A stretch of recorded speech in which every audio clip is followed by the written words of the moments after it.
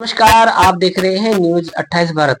उत्तर प्रदेश में SC ST आयोग के सदस्य राज्य मंत्री दर्जा प्राप्त श्री महिपाल वाल्मीकि जी आज आए मुजफ्फरनगर दौरे पर। उन्होंने यहां पर ताबड़तोड़ दौरा किया। वह पहले खतौली गए और खतौली से गए वो फिर मुजफ्फरनगर। उन्होंने खतौली नगर पालिका में सफाई कर्मचारियों की समस्याओं को सुना और उनका निस्तारण ऑन द स्पॉट कराया, जहां पर एसडीएम और आपके सीओ और नगर पालिका की ईओ सभी अधिकारी मौजूद रहे।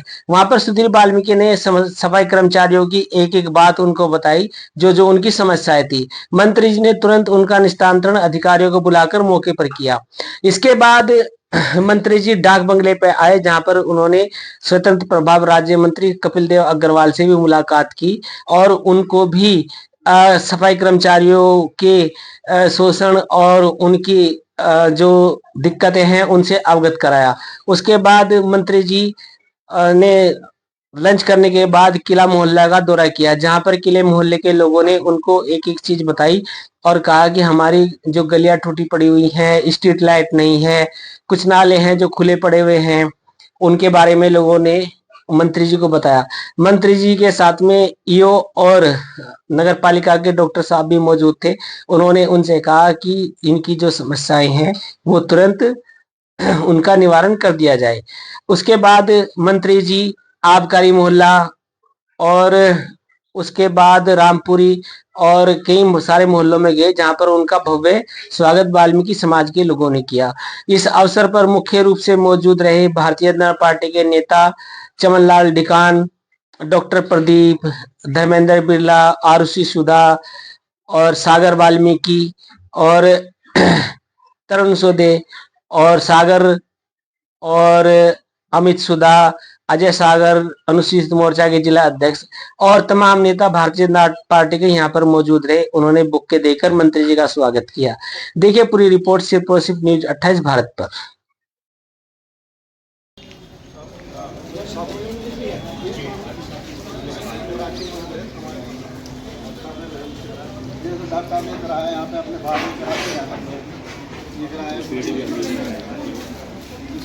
लाइट वाइट ठीक है। हाँ ये अभी कराइए। आ जाओ ना, आ जाओ मंदिर।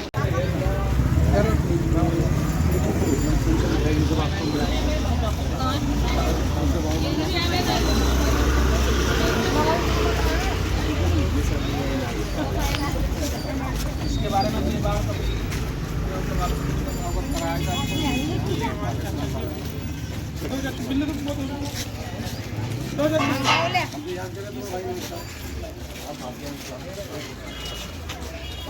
एक यहाँ ऐसा यार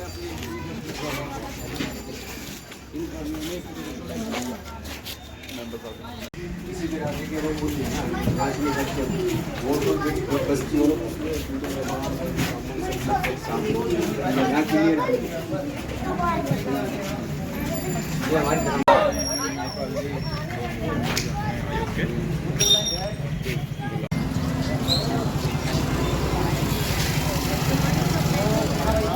क्या नाम आपका?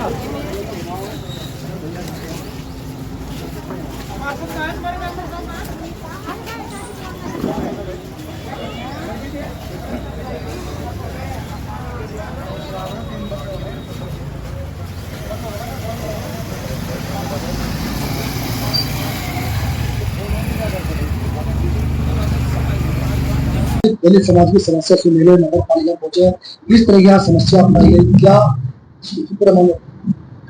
देखिए मैं विशेष रूप से तो इसलिए आता कि मैं दलित बस्तियों का निरीक्षण कर सकूं। अपनी सरकार की माननीय मुख्यमंत्री की जो मंशा है कि दलित बस्तियों में पानी, बिजली, सड़क की कम से कम व्यवस्था, और हमें आदेश भी है कि हम जाकर के एक बार देख, अगर नहीं है तो हम स्थानीय स्तर पर उसके सुधार की सिफारिश करें स्थानीय अधिकारियों से। लेकिन यहाँ सभी लोगों ने कहा कि हमारे यहाँ सब चीजें कंप्लीट है। रही ये समस्याएं जो नगर पालिका के हमारे कर्मचारी हैं, समस्याएं हैं। पहली समस्या तो ये कि जो वेतन इनको दिया जा रहा है वाकई वो परिवार चलाने में बहुत कम है। इसकी हम सिफारिशें अपने आयोग के द्वारा सरकार तक पहुंचाते हैं। ये बात सही है कि सरकार के पास बहुत बड़ा इतना बजट इस विपक्ष में खर्च करने को नहीं है, क्योंकि आप सब लोग देख रहे हैं कि सरकार के पास आज की तारीख में हम इतने बड़े हाईवे, इतनी बड़ी रेलवे लाइनें, इस तरह जो है अपने रेलवे स्टेशनों का सौंदर्यीकरण, जिसमें बहुत शिकायत होती है, जो आधार है शिक्षा का समाज का, हर प्राइमरी स्कूल में जितना सुधार हुआ है शायद है वो पिछली सरकारों से, मैं तो मानता हूं कि 10 गुना, लेकिन 4 गुना तो कम से कम हुआ ही है। आज हर विद्यालय एक ऐसा है अपना कि वहां बच्चा बैठ करके हमारा आराम से पढ़ सकता है। अभी कल कुछ लोग मेरे से चर्चा कर रहे थे कि साहब विद्यालय सरकार बंद कर रही है, गरीबों के बच्चे कहाँ पढ़ेंगे। मैं दावे के मैंने जानकारी की, जिस जानकारी मुझे ना हो मैं मना कर देता हूँ कि मुझे जानकारी नहीं है। ये अफवाहें फैलाई जा रही है केवल एक दलगत राजनीति के तहत। सरकार प्राइमरी स्कूलों को या गरीबों के बच्चे ना पढ़ें इस दिशा में काम नहीं कर रही। केवल वो विद्यालय बंद होंगे जिसमें संख्या 50 से कम है। मेरी बात को आप ध्यान से सुनेंगे कि जहां 50 से कम संख्या है वहां का विद्यालय बंद नहीं होगा, वो दूसरे बराबर के विद्यालय में मर्ज होगा। बच्चे को शिक्षा से दूर नहीं रखा जाएगा, लेकिन अगर कहीं 50 से कम बच्चे हैं जहां बच्चे बराबर में स्कूल है उसको वहां एडजस्ट कर दिया जाएगा।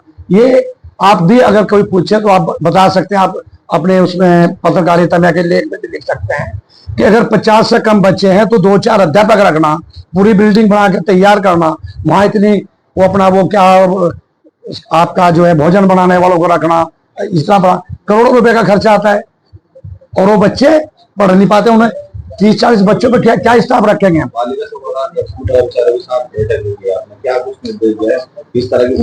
पालिका कर्मचारियों को आके वेतन बढ़ाने की मांग भी की है उन्होंने। देखिए वेतन बढ़ाने का जहां तक विषय है उस पर मैं आपको बता रहा हूँ कि ये बात सही है कि इनका वेतन कम है और हम आयोग के द्वारा ये लिखित जो है सरकार के पास पहले भी पहुंचा चुके हैं और आगे भी पहुंचाएंगे। रही बात के जो संविदा कर्मचारी है उनका जो नियमितीकरण की बात है, वो बात हम भी सिफारिश करते हैं, लेकिन वो सरकार का सामूहिक निर्णय जो प्रदेश स्तर पर होगा उसे मैं आश्वासन नहीं दे सकता। एक महिला द्वारा भी आपसे एक शिकायत रखी गई है, इसी लोग द्वारा परेशान करने पे एक महिला द्वारा भी आपसे शिकायत रखी गई है, उसके बारे में नहीं, ये जो शिकायत एक महिला बैठी थी इसके बारे में भी मैंने सीओ साहब को बुलवाया, एसडीएम साहब को बुलवाया था। बिल्कुल निष्पक्ष जांच होगी कि अगर ये एससी है, वो जांच में एससी है तो SC ST उसके खिलाफ लगेगी तय है। नहीं भी वो ये ऐसी होगी तो भी जो उसने बदतमीजी की है, जो अपराध किया है, उसकी सजा उसको मिलेगी, उसकी रिपोर्ट दर्ज हो चुकी है। गिरफ्तारी की मांग भी की है, गिरफ्तारी की मांग की है, लेकिन फिर वही बात आती है, वो अभी सीओ साहब कह गए हैं कि ये लोग इन पर कोई एविडेंस हो। जैसा आप अभी लोगों ने मेरे सामने कहा कि साहब हमारे पास वीडियो पैसे मांगा, आप दिखाइए, उसके खिलाफ उसको उसकी गिरफ्तारी होगी। वो कह के गए आप लोग भी अगर कोई ऐसा एविडेंस है तो देंगे तो उसकी गिरफ्तारी होगी। देखो मैं कह दूं वैसे आज ही वैसे गिरफ्तारी हो जाएगी, जब तक उसकी जाति कन्फर्म ना हो और उसका कोई सबूत कन्फर्म ना हो, जब तक मैं नहीं कह सकता कि कोई उसे गिरफ्तार करेगा। ठीक है।